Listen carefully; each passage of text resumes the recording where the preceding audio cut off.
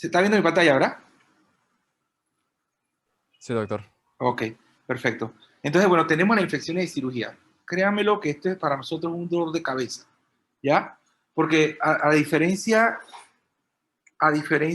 de otras especialidades, todos los cirujanos, urólogos, los ortopedas, los ginecólogos, o sea, todo lo que tenga que ponerle las manos encima a un paciente y hacerle una herida, es una responsabilidad de nosotros con el paciente, ¿ya? Porque el paciente, nosotros estamos entrando a través de una herida para curar una enfermedad, ¿ya? Pero en la herida no está la enfermedad, sino que es la apertura para yo poder entrar, hacer una cesárea, hacer una hernia, hacer una mastectomía. Entonces es una responsabilidad mía salvaguardar que no ocurra una infección del sitio quirúrgico o una infección en, en mi procedimiento.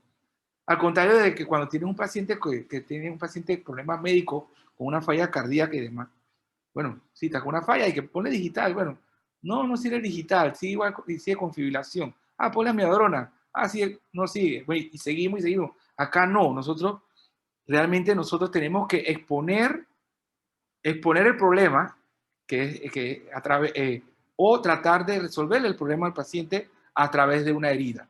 Entonces nosotros tenemos que prevenir. Es decir, tú tienes un paciente que está sano, porque yo te digo, un paciente con una hernia inguinal que se viene a hacer tiene una hernia inguinal y que le tengo que hacer una herniorrafia inguinal, ese paciente está en su casa, está tranquilo, o sea, no tiene ningún tipo de enfermedad, tiene un problema de un desarreglo anatómico en el cual le molesta, y entonces ahora yo voy a tener que, él va sano al hospital, el paciente llega sano al hospital.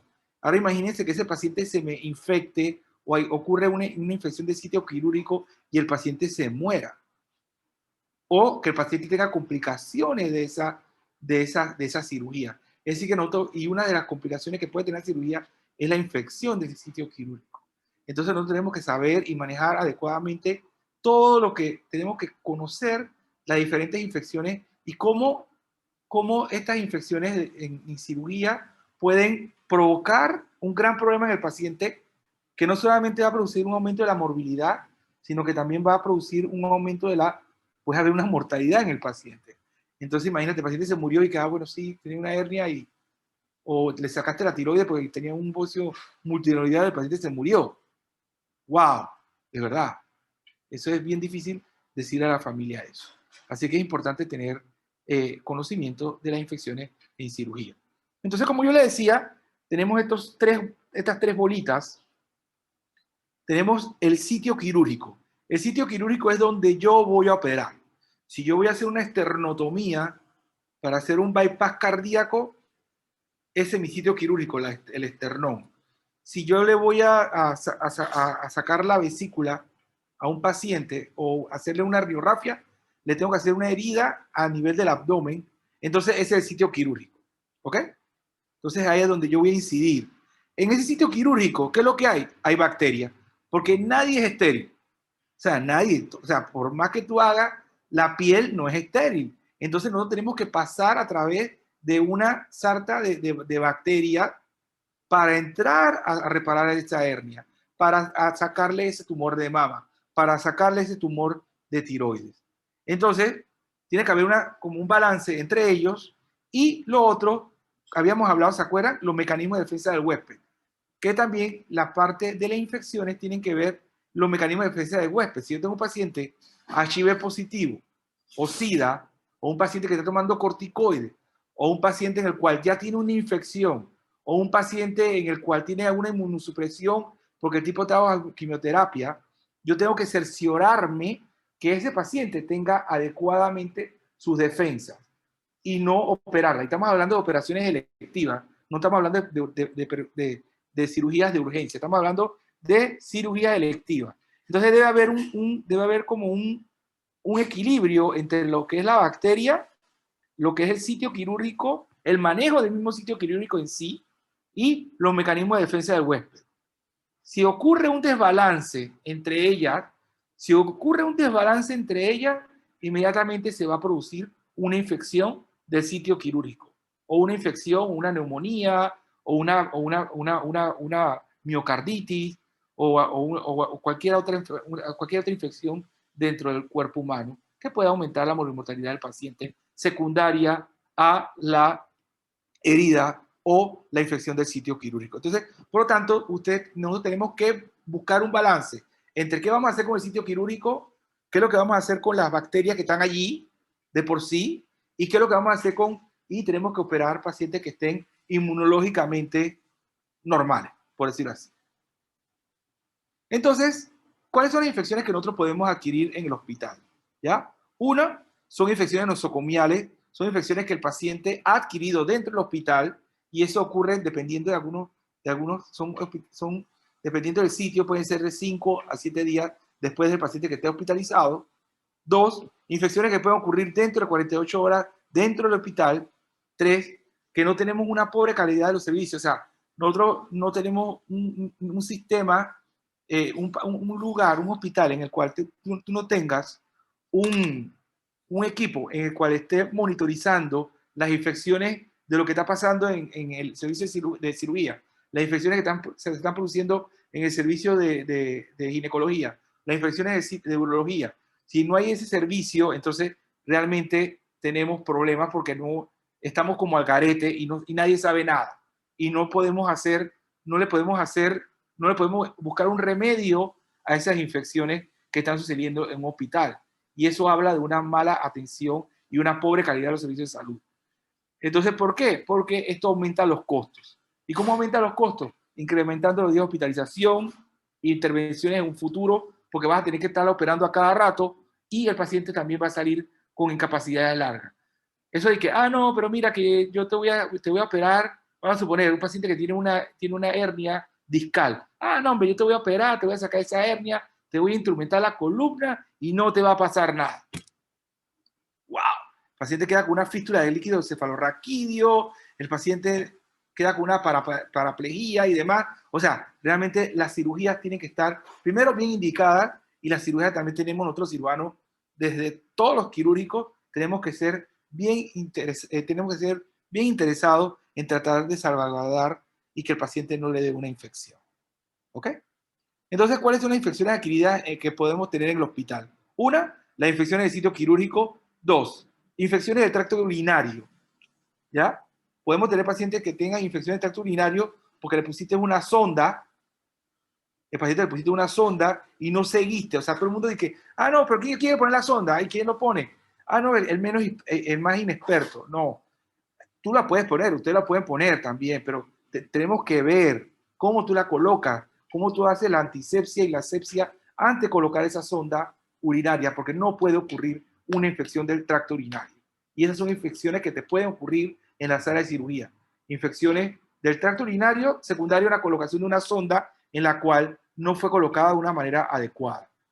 Infecciones de asociación de catéter intravenoso, sobre todo la colocación de catéteres de subclavia o los yugulares o los femorales o los catéteres arteriales. También tenemos que tener, o los majurca que se utilizan para hemodiálisis. Esos catéteres están en la sangre, tenemos que manejarlo adecuadamente. Cuando lo vamos a colocar, debemos hacer todo lo de asepsia y antisepsia y también tenemos que seguir un seguimiento de esos pacientes porque una infección de esos catéteres que están en contacto con la sangre, inmediatamente te producen sepsis severa. Y por último, las neumonías asociadas al ventilador, que muchas veces no están asociadas al ventilador, sino que son peritonitis o problemas abdominales en el cual te produce algún tipo de infección a nivel pulmonar por aumento de interleuquina 8 y demás, entonces que te produce daño pulmonar y que te produce algún tipo de sepsis a nivel del pulmón y se achacamos al ventilador. Pero realmente las neumonías pueden ser también de origen abdominal. Esas neumonías pueden ser de origen abdominal. Y esas son todas esas infecciones que podemos adquirir en los departamentos de cirugía en general.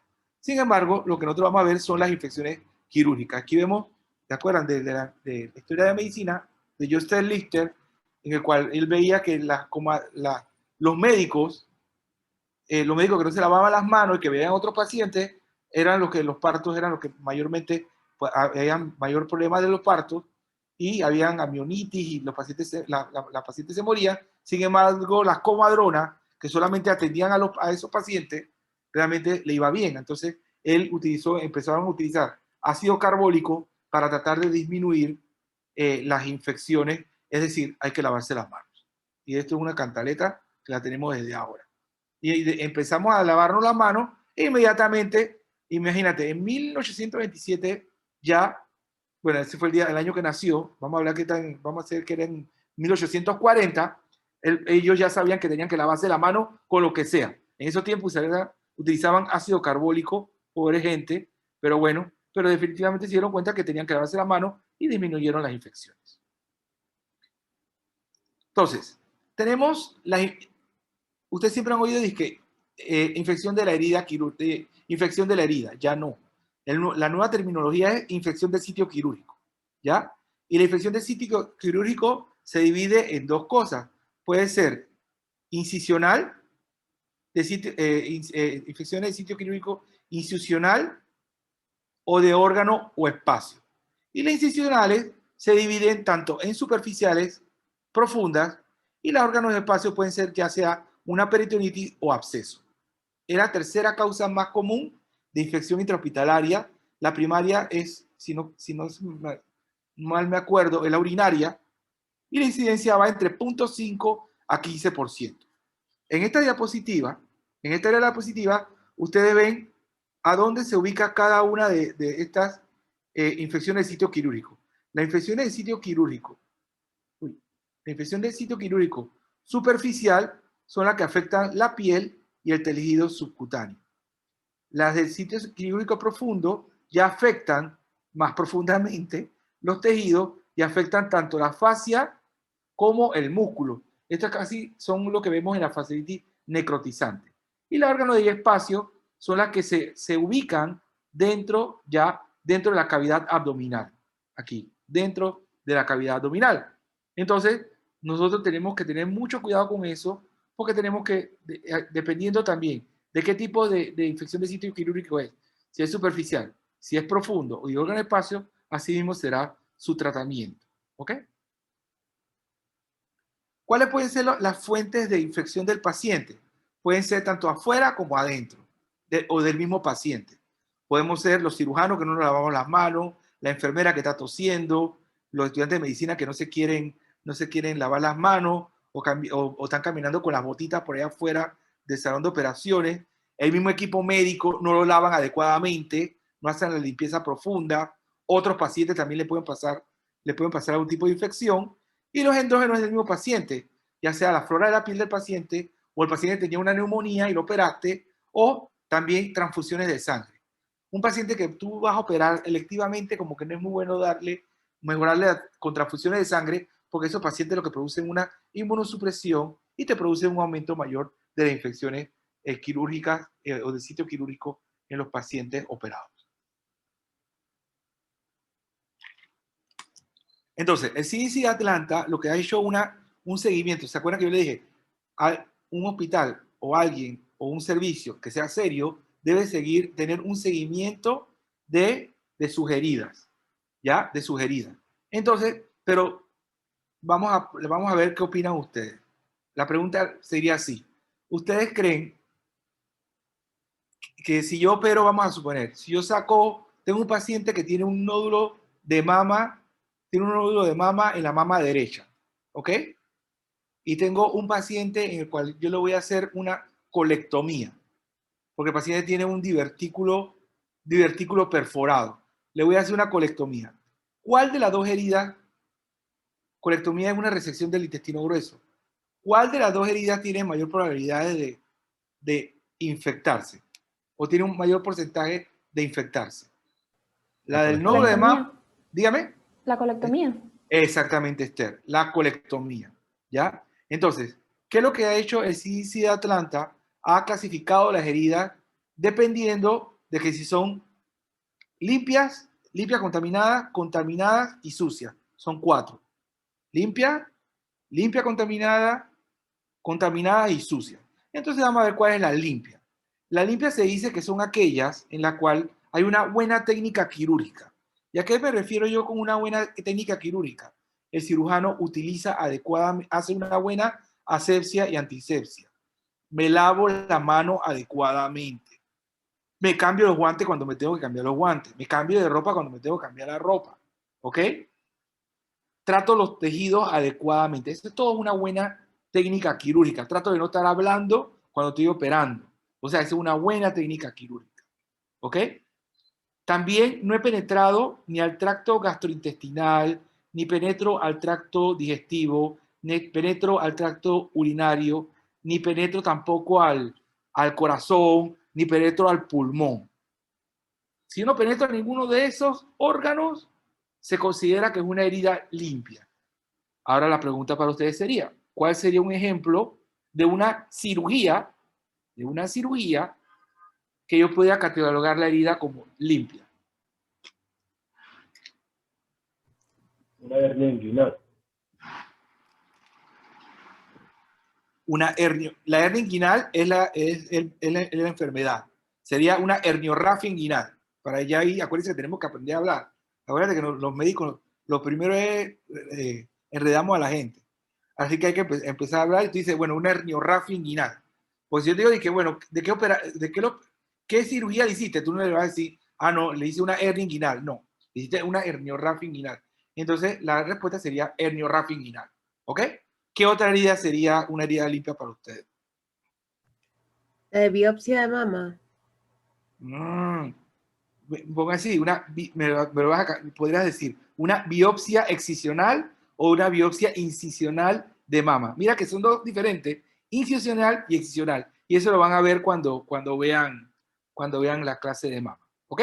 Entonces, el porcentaje de infecciones es apenas 0.5%. Es decir, si yo agarro y yo hago todos los nódulos de mama que he sacado y no se me infecta nada, estoy bien. Si tengo 0.5%, si tengo menos del 0.5%, eso significa que mi servicio está bien. Pero si imagínense que todas las biopsias de mama, tengo un 10% de infecciones, ¿ustedes qué harían como jefe de servicio? De cirugía. ¿Ah? ¿Qué harían? Son los administrativos, ahora son los jefes. Buscar la causa Jonathan. de por qué está presentándose ese porcentaje, pues ver qué es lo que Exactamente, tenemos. entonces hay que buscar la fuente. ¿Qué está pasando? Pues el problema pues el primero que yo voy es contra el cirujano. ¿Ya? Veo si las 20 cirugías que hizo Jonathan se le infectaron. Yo dije que va, ese está mal, ven para acá, vamos a ver qué es lo que estás haciendo. Te llamo a capítulo. Y muchas veces son el residente, ¿no? O el funcionario. Pero gracias a Dios no ocurre muy a menudo. ¿Ok? Perfecto. Entonces vamos a las otras, que sería la... Uy, se trabó esto.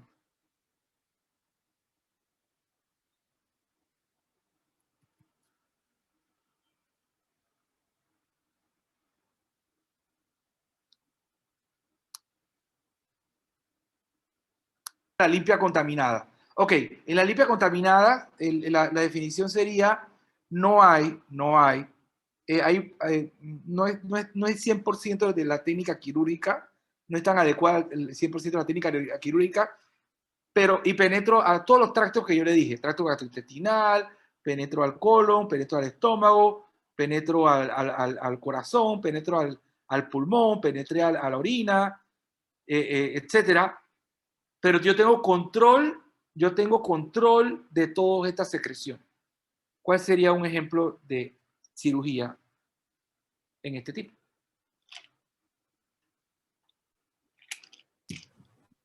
Colecistectomía. Una colecistectomía, exacto. Una colecistectomía, vamos a ponerle abierta o laparoscópica. ¿Cuál te gusta más? Acuérdense que están en otro nivel, ya están en cirugía. ¿Ah? Laparoscópica. Laparoscópica, ok. Eso es importante. Y también hay que ponerle apellido a eso. Si yo tengo, es lo mismo tener una colecistectomía, hacer una colecistectomía laparoscópica en una colecistitis aguda gangrenada versus una colecistitis aguda. ¿Es lo mismo? ¿Ustedes creen? No, creo que no, porque Esther, ajá. creo que si es gangrenada, corre el riesgo de que se tenga que, no se pueda continuar con la paroscópica, sino que se tenga que abrir. Es que pues, ya está, o sea, ese sí, una aguda está conservada y tú la puedes, muy probablemente con la gangrenada puede ahí haber, ya hay, cuando ya tú entras, hay microperforaciones y entonces todas estas bacterias están por ahí dando vueltas. O sea que realmente no están, tú no tienes el control de ellas. Es lo mismo que si yo te digo de que, bueno, si me hubieran dicho una apendicectomía laparoscópica, no es lo mismo hacer una apendicectomía laparoscópica en una apendicitis aguda normal, sin que se haya perforado, versus una apendicitis aguda que se perforó. ¿Ok? No es lo mismo. Entonces, porque ahí ya cambia de limpia contaminada pasa a contaminada.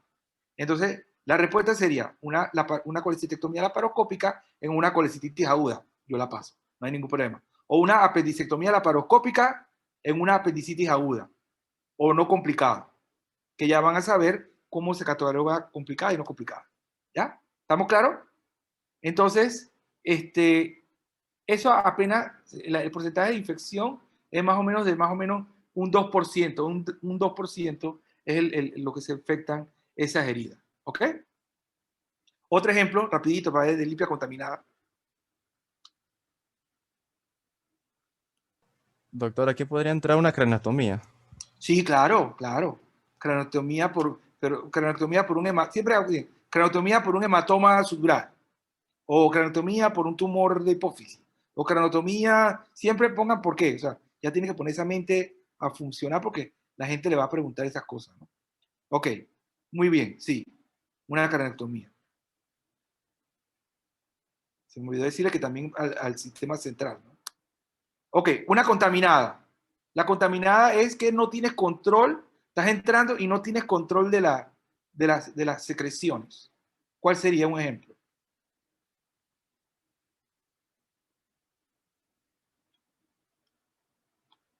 Ay, por favor, son 60 y pico. Peritonitis. Dígame. Peritonitis o una No. Dime dime la cirugía. bueno, una apendicectomía laparoscópica en una apendicitis complicada. Algo así. Exactamente, muy bien, doctora. Es una apendicitis aguda complicada. Así mismo, está perforada. Ya estaba perforada, ¿ok? Ahí aumenta más el riesgo de infecciones. ¿Ya? Estamos de un 2, esto aumentaría ya a un 4, a un 8% de las infecciones, estos pacientes con heridas contaminadas. Otro ejemplo.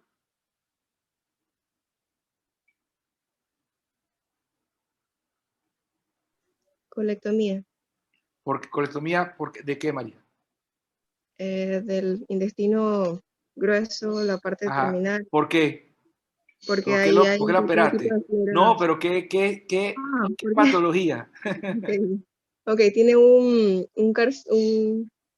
cáncer, un carcinoma. Un cáncer. Ajá. Ajá, Un pues tiene un cáncer. carcinoma. Ujú. Pero yo puedo entrar y opero un cáncer y lo meto como si fuera limpia contaminada. Es que, ¿Qué bueno, te es que faltaría? también el área nos estaban diciendo que es No, complicado cuando es el intestino grueso. no, Porque no. Olvídate de eso. No. Ok. Vuelvo y te repito. Te Ujú. falta algo. Vale. Porque yo puedo operar un cáncer y es limpia contaminada. Yo puedo operar un cáncer de colon y está limpia Ujú. contaminada. ¿Cuál sería el sine qua Ujú. non para tú cambiarlo a contaminada? Puede ser la perforación. La perforación. Si yo tengo una perforación y todavía no tengo acceso, ¿no? O sea, tengo una perforación, ya yo digo que es contaminada. ¿Ok? La perforación es lo que me dice. Porque yo no tengo control, no he entrado. En la otra yo tengo el control. Le pongo enema, le pongo antibiótico, o sea, yo me preparo. Allá voy bien preparado, en la clase 2. Pero en la 3 ya yo sé que el tipo está con no tanto, está con dolor abdominal y demás, y hay que operarlo de urgencia. Es una urgencia, pero ya está perforada. Entonces sería la clase 3. Y la clase 4, que es la sucia, es cuando son abscesos. Hay pus, contaminación. ¿Qué cirugía podría ser? Una apendicectomía con peritonitis. Pero peritonitis no es sine qua non de absceso. Hay peritonitis primaria, secundaria y terciaria. No te metas en eso. Otra. Una resección de un absceso pulmonar podría ser. Exactamente, ya tiene pus, una resección de un absceso pulmonar. O sea, no se lo quiero hacer, no me gustaría que lo hiciera, pero hay otras cosas. Un paciente en el cual tuvo, imagínate, le metieron 7 balazos en el abdomen, tiene perforación de intestino delgado, tiene perforación de colon, y lo trajeron, y como no lo querían, lo trajeron como 24 horas después al hospital. Ya cuando nosotros tenemos una peritonitis fecal, con peritonitis intestina entérica, etc. Ya ahí el porcentaje de infección sube a un 20%. Estamos quedando 20%, ¿ok? Entonces tenemos todas las clases. Entonces aquí vemos, como les decía, cómo van aumentando las diferentes perforación, resección intestinal de urgencia, 5 a 30, más o menos, las limpias contaminadas, ¿ok? Las variables independientes para infección de sitio quirúrgico es, 1, que esté sucia o contaminada, se te va a perforar, se te va a infectar. El ASA, que eso lo van en anestesia, que es el riesgo quirúrgico anestésico. Si es más de 2, también puedes tener infección de sitio quirúrgico, y también el tiempo de cirugía. Si era una cirugía, por lo menos, es una cirugía que un apéndice yo la hago en media hora, 45 minutos, o 15 minutos algunas veces, me lleva 3 horas hacerla. Entre más tiempo, mayor es el riesgo de infección. Entonces tenemos el tipo de herida. ¿Cuáles son las variables independientes para infección de sitio quirúrgico? Contaminado, sucia. El ASA mayor de 2 y el tiempo de duración mayor a lo que debería de tener el paciente. ¿Ok? Entonces también hay algunos tipos de riesgo, como que lo vimos anteriormente, diabetes mellitus, pero no, un paciente que tenga diabetes mellitus se puede manejar igualito como si fuera un paciente que no tenga diabetes, paciente con hipoxemia, paciente con hipotermia, paciente con leucopenia. Nicotina también produce aumento de las infecciones, la inmunosupresión y pobre higiene de la piel también, y la malnutrición también produce algún tipo de problema. ¿Ok? Otras cosas que pueden producir factores son el rasurado de piel. ¿Ustedes qué opinan de eso?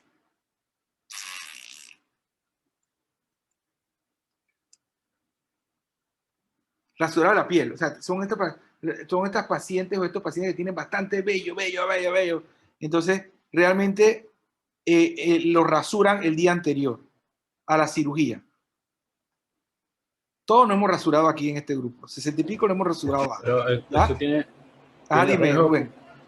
Tiene riesgo como de microabrasiones, ¿no? Exactamente. Y si tiene microabrasiones, ¿quién va a entrar ahí? Bacterias, se puede contaminar. El estafilococo. Tú ves que se pone blanquito. Entonces, por eso que ya el rasurado de piel, si no es necesario, no se hace.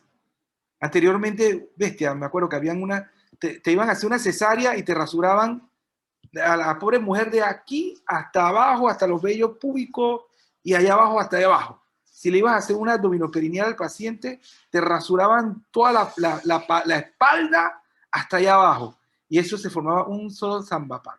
Así que realmente, y se debe utilizar, son máquinas para rasurar. No se usa ni presto barba, tiene que ser máquinas especiales para rasurar. Y se debe hacer momentos, minutos, segundos, microsegundos antes de que comience la cirugía. Ahí es el momento que tú debes rasurar al paciente. ¿Ok? Y si es necesario. Porque si no me preocupo, yo muchas veces ahí le quito un poquito y ya. Pero no es que lo voy a rasurar de arriba abajo no, eso no se hace. ¿Ok? Si yo tengo un paciente en el que tuvo una perforación o ruptura de la técnica quirúrgica, ejemplo, agarré y manoseé ese colon y mi guante está todo lleno de heces y de excremento y voy a cerrar la piel. No, ¿yo qué tengo que hacer? Cambiarme los guantes. O mi delantal está todo... Ahora estoy dando una clase, te llamo ahorita, ¿oíste? O mi bata está toda llena de sangre y de suciedad y demás, y pus. No, yo tengo que cambiarme o irme a lavar nuevamente, es importante. Hay que dar una profilaxis profilaxis de antibióticos.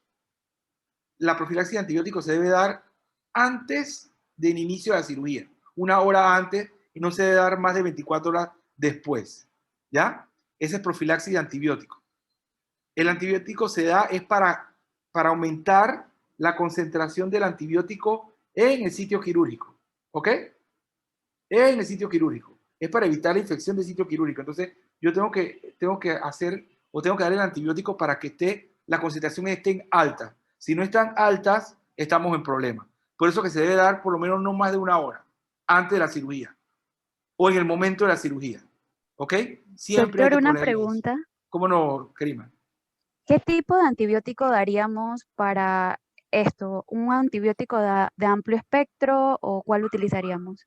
Eso es muy buenísima pregunta. Eso dependerá del tipo de cirugía que tú vas a realizar, de la flora donde te vas a desarrollar, donde vas a estar. ¿Ok? Eso va a depender de eso. Si tú ves que nada más que es piel y ya, voy contra estafilococo, una cefalosporina de primera generación, de segunda generación, más que bien, no hay ningún problema. Pero si me voy a meter a hacer una resección de colon, tengo que cubrir anaerobio y gram negativo. Así que tengo que darle un antibiótico contra eso.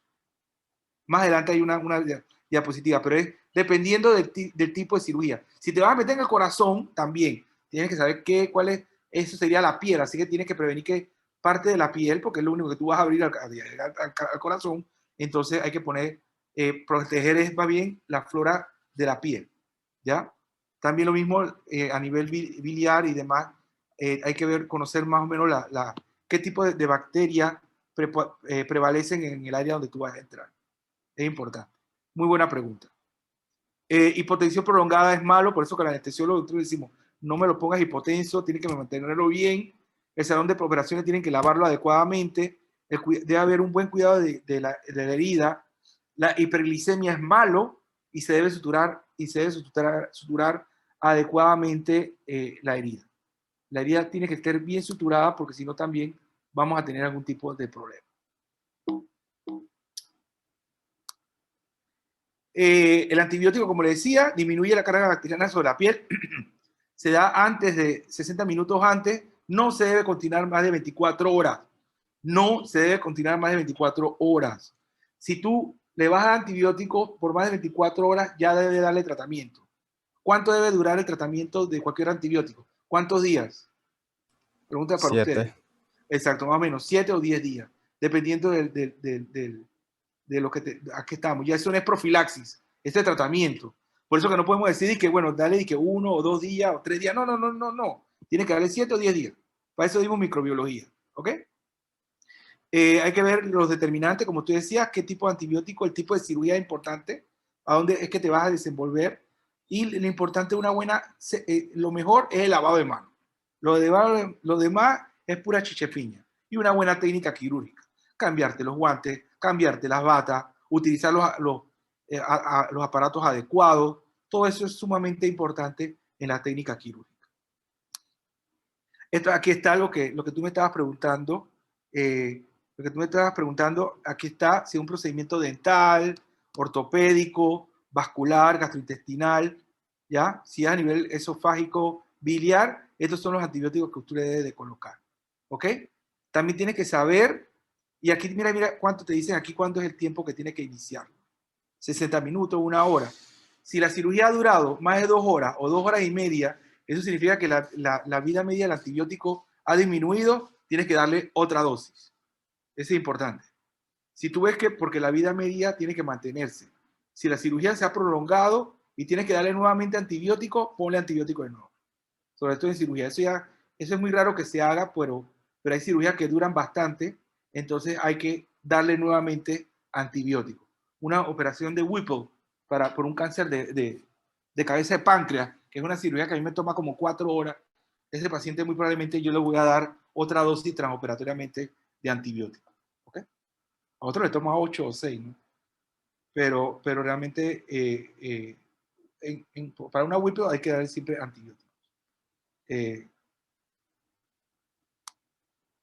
Entonces, en cuanto a lo otro también, siempre me preguntan, pero doctor, ¿cuánto me dejo los apósitos? ¿Te acuerdas? Los apósitos que deja déjalo por 24 a 48 horas. No toquen eso, no toquen eso, al menos que estén mojados.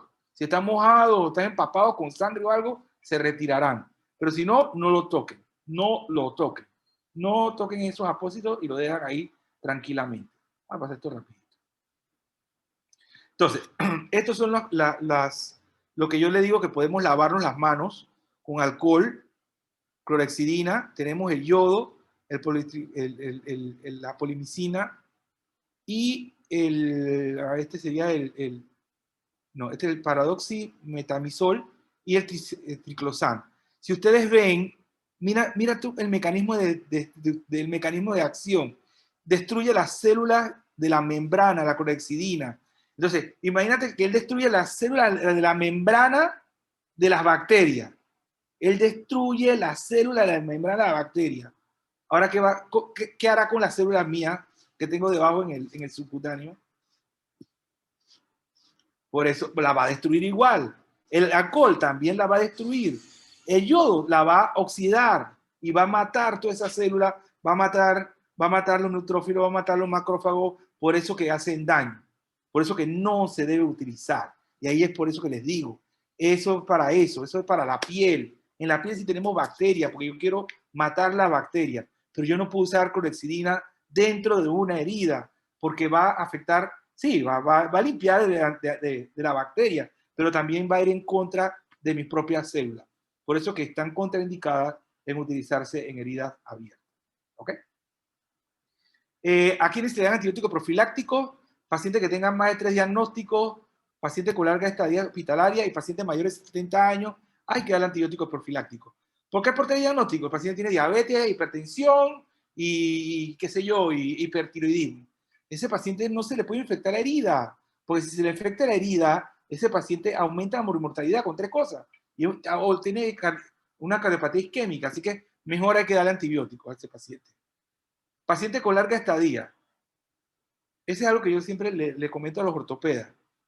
¿Por qué? Porque los ortopedas tienen una paciente de 60, 70 años por una fractura de cadera. Se quedan hospitalizadas hasta un mes. ¿Por qué? Porque tiene que ver el cardiólogo, el geriatra, el ginecólogo, el neumólogo, entonces los pacientes se quedan mucho tiempo dentro del hospital. Entonces, ¿qué pasa?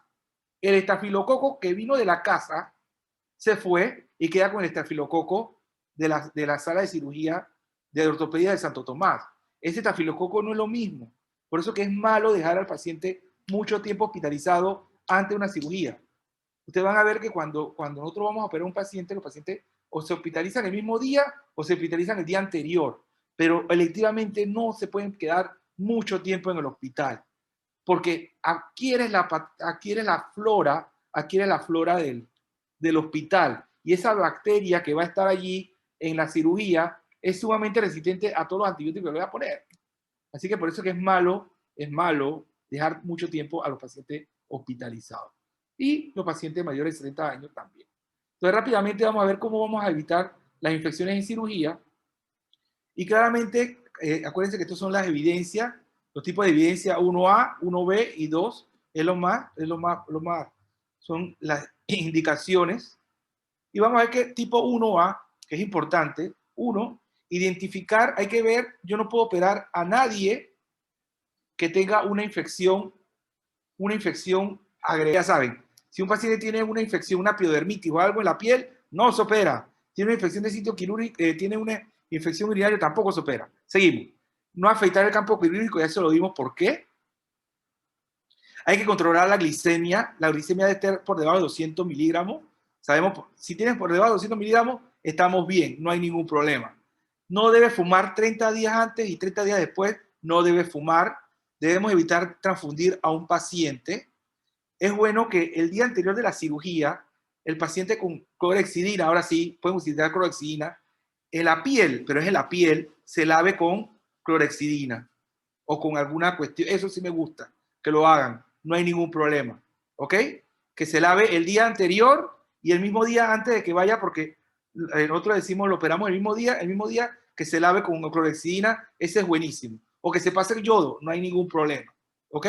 También lo otro es que hay algunos, sobre todo los ortopedas y los ginecólogos, les gusta mucho lavar. Antes, yo estoy de acuerdo con eso.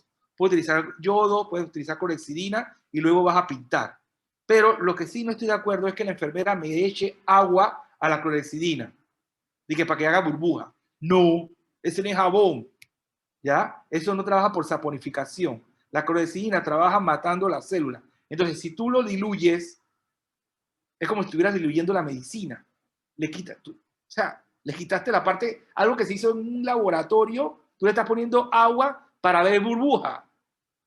Eso no trabaja como el Protex. El Protex trabaja por saponificación. ¿Se acuerdan que eso lo dimos en bioquímica? Bueno, sí, pero no debe echarse agua. Hay otro que le echan ni que alcohol con la clorhexidina. No, tú no eres químico. Por algo están hechos. Tú tienes que usar la clorhexidina, utilizarla. Si vas a hacer alcohol, utiliza alcohol nada más. Si vas a utilizar yodo para pintar, utiliza el yodo para pintar o para lavar. Pero no le eches más agua o no hagas combinaciones porque tú no eres químico. Así que eso sí estoy completamente en desacuerdo. ¿Ok? Entonces, aquí vemos todo, como ustedes ven los dos spots que le había puesto al principio, la bacteria, el sitio quirúrgico y los mecanismos de defensa. ¿Ok? Tenemos factores endógenos, la virulencia de la bacteria, ¿ok? Los factores exógenos, factores relacionados al cirujano, factores al paciente y también tenemos factores también asociados al anestesiólogo. Si yo le pregunto a ustedes, ¿qué me gustaría que un buen anestesiólogo me recordara? ¿Qué acciones puede hacer el anestesiólogo para que yo pueda disminuir la infección del sitio quirúrgico? Con todo lo que yo le acabo de esbozar en esta charla de 1 hora.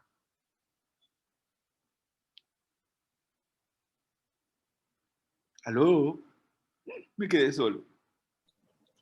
Bueno, por ejemplo, Ajá. si hay que dar antibióticos profilácticos, que se les dé. Exactamente, decirle, por favor, el bata dice que, espérate, está bien, perfecto. Ajá, si me estoy demorando demasiado y que, oye, Néstor, hay que poner antibiótico al paciente. O mira, ve, aquí yo no veo, mis anestesiólogos, lo que yo veo, me dicen, Néstor, mira, aquí no le han dado antibióticos profilácticos. No le han dado antibióticos. ¿Quieres que le ponga antibióticos? Sí. Eso es lo que tiene que estar pendiente, porque uno está metido en lo que vas a operar, entonces ellos están bien. ¿Qué otra cosa? ¿Qué te parece el lado de la presión? Mantenemos una buena presión, ¿verdad? Sí, hay que ver, monitorizarlo para que o sea, que mantenga una buena presión, no me la tengas hipotenso porque eso es malo para mí. ¿Qué me dice de la temperatura? Debe ser una temperatura ambiente, ¿no? Exactamente, pero acuérdate que los salones de operaciones, el paciente está descubierto, ¿ok? Está descubierto, está desnudito como lo vendrás al mundo, entonces si puedes utilizar, le pones un termómetro y regular la temperatura. Es cierto que en Panamá a nosotros nos gusta estar a mí me encanta el frío y me gusta estar con el frío, pero yo sé que al paciente eso no es bueno. Así que uno también puede poner mantas térmicas para que no haya hipotermia y el paciente no haga infecciones. ¿Ok? Así que todas esas cuestiones son importantes. Evitar de que estén entrando y saliendo del quirófano, porque yo estoy operando acá, que ponga buena música, mentira. Así que, pero son todas estas cosas que realmente son cosas como muy tontas, que usted piensa que son tontas, pero hacen la diferencia entre un paciente que le vaya muy bien a otro paciente que no va a tener una buena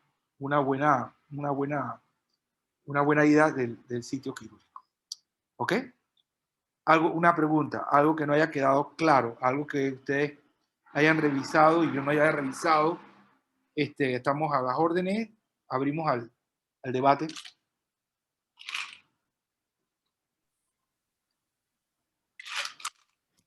Ustedes van a ver que muchas de estas cosas no las hacen realmente los otros colegas.